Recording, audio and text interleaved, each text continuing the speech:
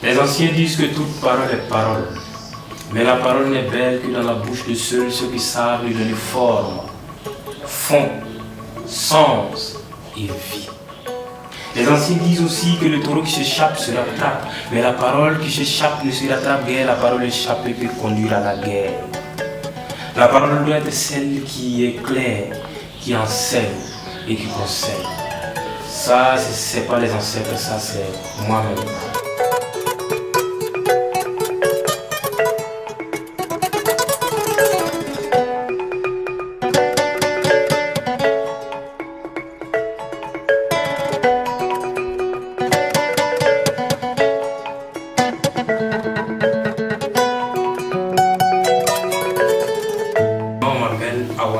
Je suis un artiste, conteur, comédien burkinabé et consultant chargé de projets de communication. J'ai fait mon bac en Côte d'Ivoire. Je suis arrivé au Burkina ici. Je me suis inscrit dans une université publique, l'université Thomas Sankara, d'où je suis sorti avec une licence en droit privé. D'abord, il faut dire que moi, de base, je suis un amuseur public. J'aime faire rigoler mes amis et tout ça. Et c'est quand j'étais inscrit à l'université avec mes amis, je racontais des blagues comme ça. Et je faisais rire mes camarades. Et c'est eux qui me disaient que tu es comédien, voilà, qu'est-ce que tu fais? J'ai dit non, je suis pas comédien. Et ça m'a donné en fait une idée.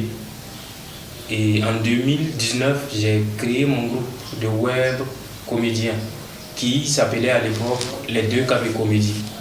Et on a commencé à tourner des vidéos comme ça. On a même eu un réalisateur qui vit désormais à Abidjan. On a eu des vidéos même qui ont franchi la barre de 200 000 vues et tout ça. Et ça a été comme ça avec l'équipe et tout ça. Et puis après, on a été confronté à des difficultés. Comme vous-même, vous savez que dans le milieu, c'est pas facile. Il y a notre réalisateur qui a perdu son père, qui est rentré en Côte d'Ivoire. Et il n'est plus revenu, donc ça cassait en fait le moral de l'équipe. Et moi j'ai acheté une caméra pour faire revenir en fait les membres de l'équipe, mais c'était pas facile parce que chacun était de l'autre côté et tout ça. Donc voilà, c'était comme ça. Et puis il y a mon grand frère aussi qui est dans le domaine depuis. Et moi quand j'étais en Côte d'Ivoire, on s'appelait et tout ça, qui s'appelle KPG.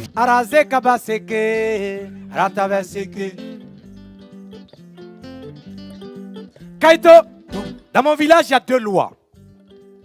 La première loi dit qu'il est strictement interdit d'appeler le prénom de qui que ce soit au cimetière. Parce que si on vous appelle par votre prénom, le lendemain, vous allez mourir. Il organisait comme ça un concours de contes réinventés. Et moi, je lui ai envoyé un texto, j'ai dit, grand frère, moi je vais participer à ce concours-là. Et puis il m'a dit que si samedi, je peux venir participer. Et c'est comme ça que je commence à connaître en fait. Je connaissais les contes, parce que quand on était petit, on nous racontait des histoires. Notre papa nous racontait des histoires, la maman, voilà. Chaque soir, on nous racontait des histoires comme ça. Et je ne savais pas que conter comme ça pouvait être un métier en fait. Moi, mon frère, je pensais que c'était un comédien comme ça. Je ne savais pas que compter, voilà, c'était un métier. Donc, je participe au concours de contes réinventés. Je pense que je suis sorti... je ne sais pas, mais je pense que je n'ai pas été à la hauteur. Parce que c'était ma première fois de m'arrêter devant un public. Voilà. Donc, après ce concours-là, je passais du temps avec lui, voilà, il nous donnait des cours sur les contes, il nous a appris à raconter des histoires et tout ça, et quand il avait des spectacles, il nous permettait de faire les premières parties et tout ça.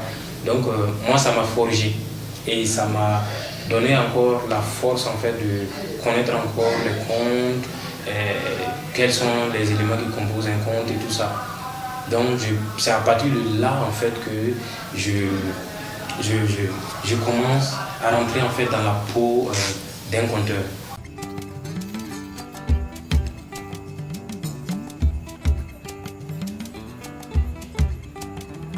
Il y a très très longtemps. Je m'inspire du bon et du mauvais. Si je vois un comportement, un bon comportement, je peux m'inspirer de ça pour écrire une histoire, pour la raconter.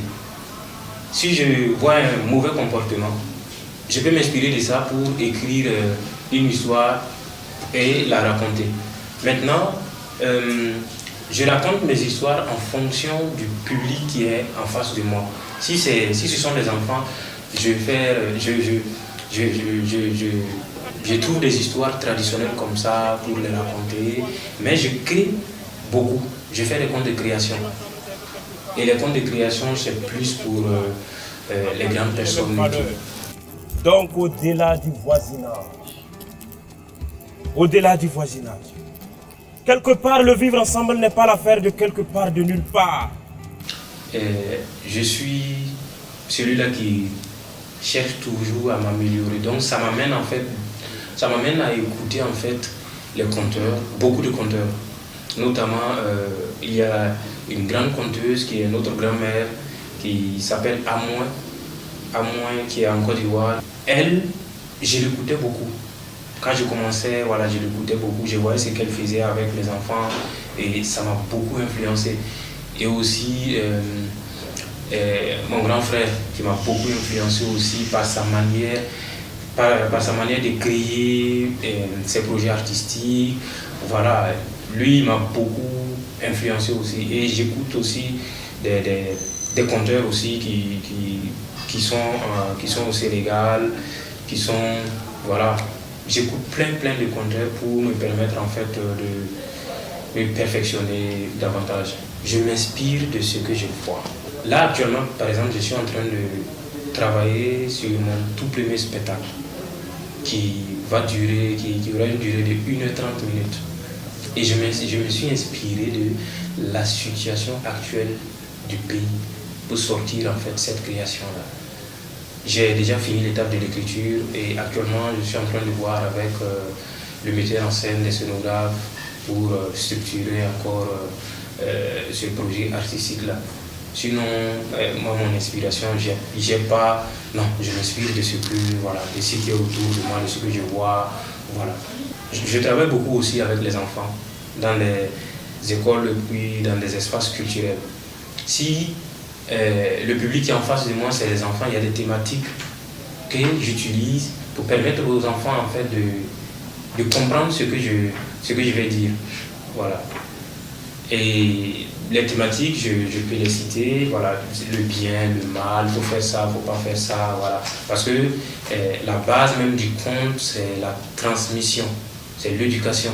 Donc, je choisis des thèmes comme ça. Souvent aussi, on nous recommande, les promoteurs qui nous contactent aussi nous recommandent, voilà, ils nous donnent des thèmes, voilà. Mais nous, on a déjà nos comptes et quand on nous demande, voilà, est-ce que vous pouvez, nous, on a déjà tout ça, voilà. Même si on nous demande de créer une histoire tout à l'heure là pour la raconter, voilà. Et on nous donne un thème, c'est pas en ce moment-là qu'on va commencer à écrire, on a déjà des contes qui sont là et voilà.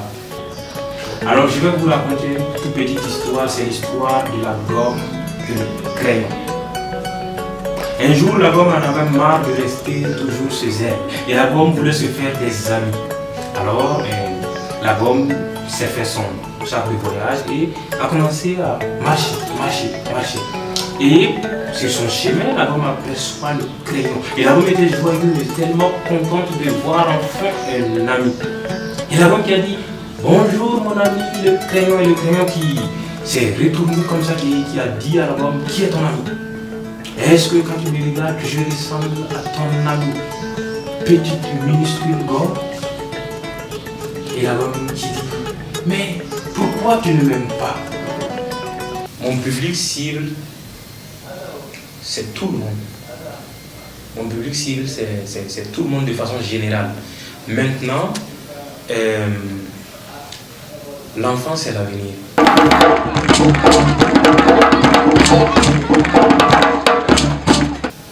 Et qui dit conte parle de l'enfant. Parce que si on voit bien le conte, avant nos grands-mères racontaient, autour du feu, nos grands-pères racontaient les histoires aux enfants, pour éduquer les enfants, transmettre ces valeurs-là aux enfants. Mais aujourd'hui, le conte a évolué. Et avant, c'était pas évident de voir en fait un jeune comme ça qui va s'asseoir, qui va dire que non, je suis un conteur. On va lui demander c'est quoi un conteur et tout ça. Parce qu'on voyait que c'était les grands-mères qui racontaient les histoires. Mais aujourd'hui, on voit le conte est devenu un métier où on voit des jeunes qui deviennent des conteurs, on voit des jeunes filles, on voit des personnes comme ça qui sont des conteurs. Donc ça veut dire que le conte a quitté le village, même s'il est toujours au village, et aujourd'hui le conte est arrivé en ville. Donc quand je dis que mon public c'est tout le monde de façon générale, d'abord je travaille aussi plus avec les enfants, les jeunes publics, je travaille avec les jeunes de mon âge, parce que moi je suis jeune aussi, c'est pour ça que vous n'allez pas me voir en fait et porter un boubou comme ça pour en train de raconter des histoires. Si on me dit de rentrer par exemple dans une boîte de nuit pour raconter une histoire, je vais raconter cette histoire-là et je vais m'inspirer en fait de ce que je vois dans la boîte pour raconter les histoires et ça va rentrer. Voilà. Et je peux raconter aussi des histoires à des personnes âgées. Voilà, donc moi, de façon générale, je raconte des histoires pour tout le monde. Même si je raconte des histoires pour les enfants, s'il y a des grandes personnes qui sont là, ils vont trouver en fait des éléments qui, eux, voilà, les interpellent et tout ça. Un adulte assis voit plus loin qu'un jeune. Un adulte assis voit plus loin qu'un jeune. Histoire. Et à Coco qui dit à sa mère, alors écoute maman, de toutes les façons, moi je vais m'aventurer dans la savane. Je vais quitter ici parce que je m'étouffe. Et sa mère qui lui dit encore, écoute Coco, tu n'as pas à me parler comme ça parce que je suis ta mère. Ne t'aventure pas dans la savane. Dans la savane, il y a des animaux dangereux. Dans la savane, il y a des lions. Dans la savane, il y a des guépards. Dans la savane, il y a des serpents. Il y a quoi encore? Des loups. Il y a quoi encore? Des panthères. Des cobras. Nous, les jeunes conteurs, on a besoin de soutien. Voilà. Parce que c'est pas facile. On a besoin de soutien de nos dévanciers. On a besoin de soutien de nos dévanciers. Si on nous soutient, davantage, je pense que nous, les jeunes, on peut créer encore plus. Moi, ça fait depuis 3 ans comme ça que je prépare mon spectacle et je n'ai pas encore fini. Ça veut dire que ça demande en fait des moyens. Voilà, il faut mobiliser des gens, il faut payer les gens et tout ça. Et c'est sous fonds propres que j'ai même pas de partenaire, c'est ma structure Neuro Empire qui porte le projet, j'ai pas de partenaire et c'est sous fonds propres. Donc j'avance comme je peux. Et ça, ce sont les difficultés que nous on rencontre quoi. Voilà. Sinon, si on dit par exemple qu'il y a un spectacle de contes, les gens veulent écouter les contes, mais les gens, je ne peux pas dire qu'ils ne respectent pas le conteur, mais je vais dire en fait que de la manière qu'ils voient en fait le rappeur qui vient faire son show là, c'est comme ça qu'on nous aussi, on devrait nous voir en fait venir, parce que nous, avant de venir raconter même, il faut créer, il faut écrire des répétitions et tout ça. Donc c'est un gros travail d'abord avant de monter sur scène. Mais je me dis qu'il n'y a pas trop trop d'élévation pour les compteurs, on ne soutient pas trop les compteurs, mais je pense que c'est en train de... ça va venir, voilà, nous, c'est notre défi aussi comme ça, notre défi aussi comme ça, malgré les difficultés, on doit toujours bosser, et les gens finiront en fait par comprendre en fait le travail que nous faisons, et en ce moment-là, je pense qu'ils vont respecter, ils n'auront même pas le choix. Il ne faudrait pas qu'on fasse en fait de l'à peu près. Il ne faudrait pas qu'on fasse de l'à peu près. Si on veut par exemple sortir un spectacle de conte, il faut qu'on fasse de telle sorte que ça soit vraiment du lourd comme disent les rappeurs. Quand c'est comme ça, quand les gens ils voient en fait le travail qui est derrière, même si on a besoin de toi pour un spectacle, le cachet ça va se discuter. Et aussi, il faut aussi, ça c'est une suggestion, il faut aussi que les conteurs aussi arrivent en fait à se faire valoriser. Moi par exemple, j'ai décidé en fait de bosser avec mon équipe, 2 musiciens. Quand on a besoin de moi, je suis avec ces 2 musiciens là. Et si on a besoin de moi, il y a une barrière en fait que j'ai mis ici. le promoteur n'a pas ça, si je peux pas aller. Donc je pense que ça aussi c'est des petits éléments aussi que nous le compteur on peut mettre en fait pour permettre en fait aux promoteurs et voilà, de respecter encore notre travail. Alors je vais vous raconter une toute petite histoire, c'est l'histoire de la gomme et le crayon. Un jour la gomme en avait marre de rester toujours chez elle et la gomme voulait se faire des amis.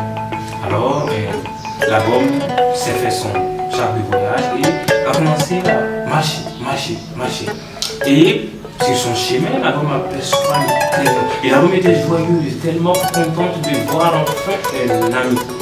Et la gomme qui a dit bonjour mon ami, le crayon, et le crayon qui s'est retourné comme ça, qui a dit à la gomme qui est ton ami. Est-ce que quand tu me regardes, je ressemble à ton ami, petite minuscule gomme? Et la gomme qui dit mais pourquoi tu ne m'aimes pas? Et le crayon qui dit je ne t'aime pas parce que tu effaces ce que j'écris. Et la gomme a dit au crayon effacer l'erreur, revient à écrire ce qui est juste. Moi c'est mon rôle en tant que gomme, effacer les erreurs. Et le crayon qui continue de dire est-ce que tu sais comment moi je gagne mon inspiration pour écrire et toi tu ne fais qu'effacer, J'en ai marre petite minuscule gomme. Et la gomme a dit au crayon encore cher ami, effacer l'erreur, revient à écrire ce qui est juste. Et le crayon est resté silencieux. Le crayon a passé quelques mois de silence et après le crayon a commencé à observer la gomme. Et la gomme observait aussi le crayon. Et après le crayon a demandé à la gomme je vois que tu diminues chaque jour quand tu effaces. Et le crayon a dit effectivement je diminue chaque jour quand j'efface les erreurs. Parce que je sacrifie une partie de moi pour effacer tes erreurs. Le crayon restait encore silencieux. Chez nous, en Morio, on dit gomme le tronc à la main. Le crayon restait silencieux. Et après, le crayon a commencé à s'observer lui-même. Le crayon a regardé sa tête, sa poitrine, ses pieds, voilà et tout. Et le crayon a dit à la gomme et je constate aussi que moi, je diminue quand je crie. Et la gomme a souri. Et la gomme a regardé le crayon et a demandé au crayon tu me détestes toujours? Et le crayon a dit à la gomme comment je peux te détester si nos sacrifices nous sont unis? Alors, je voudrais à travers ce conte dire que dans la vie, si vous ne pouvez pas être une gomme pour effacer les erreurs des autres, soyez un crayon pour écrire leur bonheur. Et Dieu bénisse le Burkina Faso et